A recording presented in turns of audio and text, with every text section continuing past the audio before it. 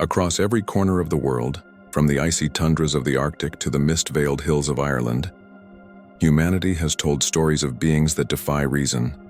Creatures born not from imagination alone, but from something deeper: memory, fear, and the echoes of our oldest beliefs. These are the myths that refuse to die, and the mysteries that still walk beside us. The hidden realm of the fair folk. In the mist-covered hills of Ireland and Scotland, legends speak of beings who walk between worlds, and they are fair folk or fairies are.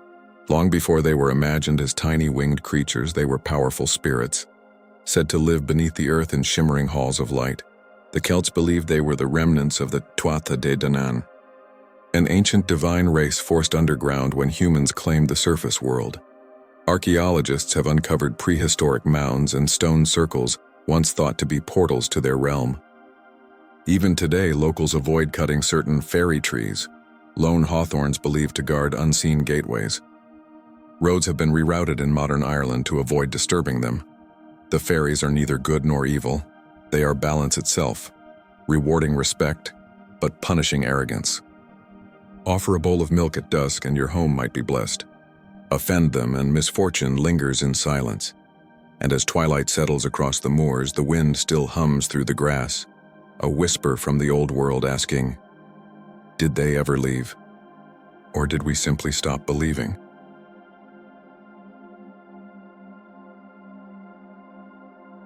The serpent deities of the deep, the Naga. Across South and Southeast Asia, ancient temples and riverbanks tell the story of a being both feared and revered, the Naga. Neither god nor beast, the Naga is a serpent spirit, said to dwell in sacred waters and hidden realms beneath the earth. In Hindu mythology, they guard treasures and balance the elements, while in Buddhist traditions they protect the Buddha and the Dharma itself. Carvings of coiled serpents adorn temples from India to Cambodia, each scale etched with devotion and awe. In the epic Mahabharata, the Naga king Vasuki helps churn the ocean to create the nectar of immortality.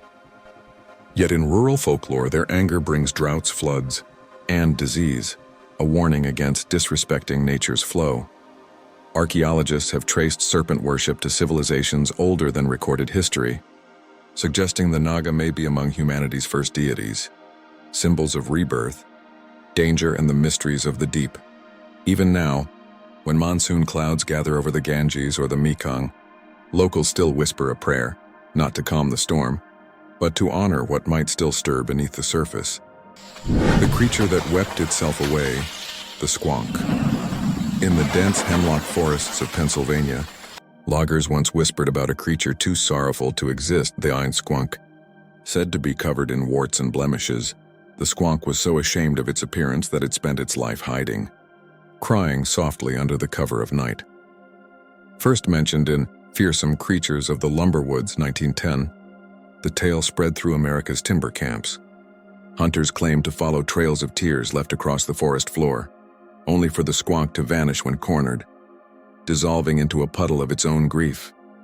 No bones, no fur, no trace, just silence. Folklorists suggest the story may have been born from a logger's lonely imagination, or perhaps as a metaphor for the fragile relationship between man and the wilderness.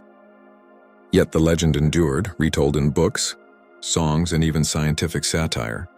Some say the Squonk is a warning, a reflection of how humanity sees imperfection, not in nature but in itself.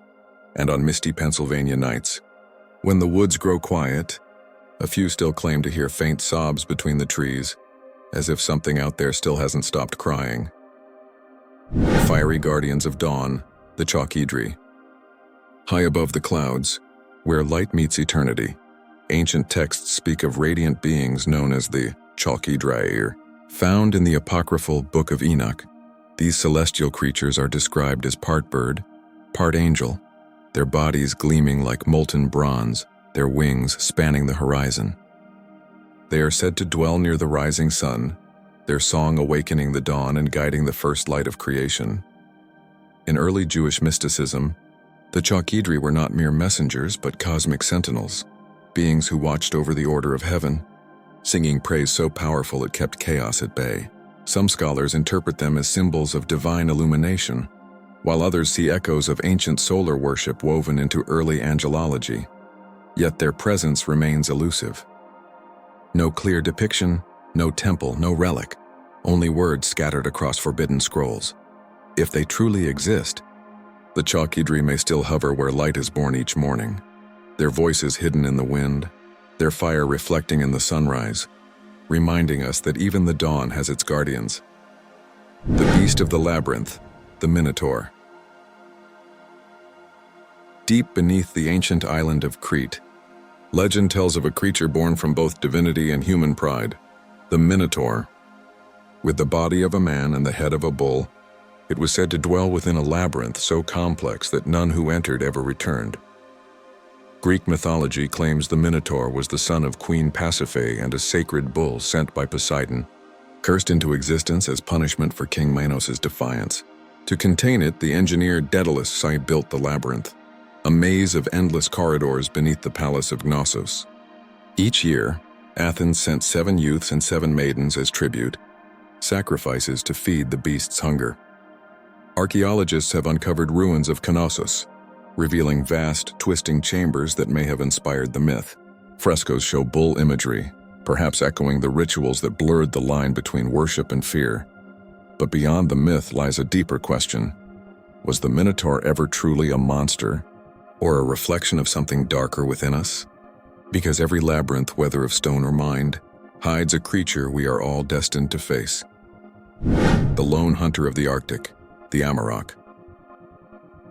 In the frozen silence of the Arctic night, Inuit legends speak of a shadow that moves when no one dares to. The Amarok.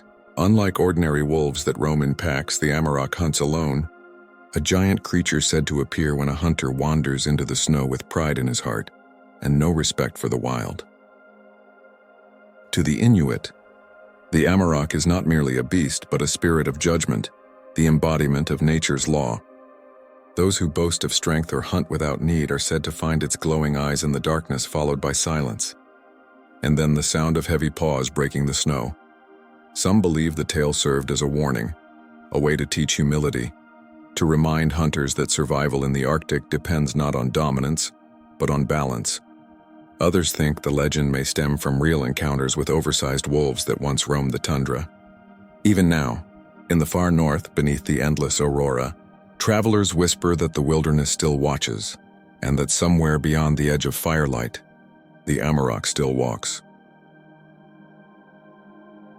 The fire beneath the crown, the dragon of England.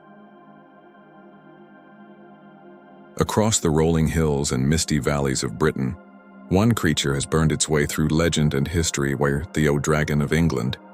From ancient carvings to royal emblems, the dragon has long symbolized both destruction and power, a guardian of treasure and a test of courage. Medieval tales speak of knights and saints who faced these fire-breathing beasts. The most famous of them all, St. George, is said to have slain a dragon that terrorized a kingdom, a story that became the very emblem of England's spirit. Yet dragons in earlier Celtic and Anglo-Saxon myths were not always evil. Some guarded sacred springs or represented the raw forces of nature, storms, fire, and the earth's hidden strength. Archaeologists have found ancient hill carvings and relics that hint at dragon worship long before Christianity took root. Even the red dragon of Wales, Gai Dreg Gach, tells of a battle between nations and ancient gods. But what if the dragon was never a beast at all? Perhaps it was a symbol of human ambition, power, and the flames we must learn to master before they consume us. Perhaps these legends of dragons, fair folk and beasts beneath the snow, are not just stories of the past, but mirrors reflecting who we are. Because when we search for monsters, gods, and spirits in the dark, what we truly seek is the forgotten truth within ourselves.